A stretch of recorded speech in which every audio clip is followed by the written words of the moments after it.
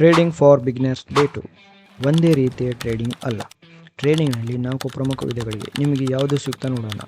Welcome to trading for beginners day 2. ಇಂದು ಟ್ರೇಡಿಂಗ್ನ ವಿವಿಧ ವಿಧಗಳನ್ನು ಸರಳವಾಗಿ ತಿಳಿಯೋಣ.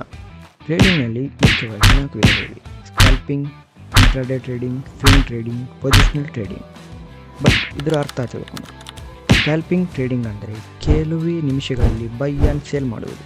ಇಂಟ್ರಾಡೇ ಟ್ರೇಡಿಂಗ್ ಅಂದರೆ ಒಂದೇ ದಿನದಲ್ಲಿ ಟ್ರೇಡ್ ಓಪನ್ ಮಾಡಿ ಮಾರ್ಕೆಟ್ ಕ್ಲೋಸ್ ಆಗುವ ಮೊದಲು ಕ್ಲೋಸ್ ಮಾಡುವುದು. ಸ್ವಿಂಗ್ ಟ್ರೇಡಿಂಗ್ ಅಂದರೆ ಕೆಲವು ದಿನಗಳಿಂದ ಕೆಲವು ವಾರಗಳವರೆಗೆ ಟ್ರೇಡ್ ಹೋಲ್ಡ್ ಮಾಡುವುದು. ಪೊಸಿಷನಲ್ ಟ್ರೇಡಿಂಗ್ ಅಂದರೆ ಹಲವು ವಾರಗಳು ಅಥವಾ ತಿಂಗಳವರೆಗೆ ಹೋಲ್ಡ್ ಮಾಡುವುದು. ನೀವು ಬಿಗಿನರ್ಸ್ ಆಗಿದ್ದರೆ ಮೊದಲು ಟ್ರೇಡಿಂಗ್ ಬೇಸಿಕ್ ಕಲಿಯಿರಿ.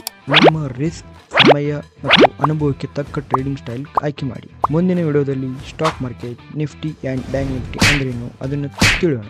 ಈ ಸರಣಿ ನಿಮಗೆ ಇಷ್ಟವಾದರೆ ಫಾಲೋ ಮಾಡಿ. ಡೇ 4ನಲ್ಲಿ ಮತ್ತೆ ಸಿಗೋಣ. ಬಾಯ್ ಬಾಯ್.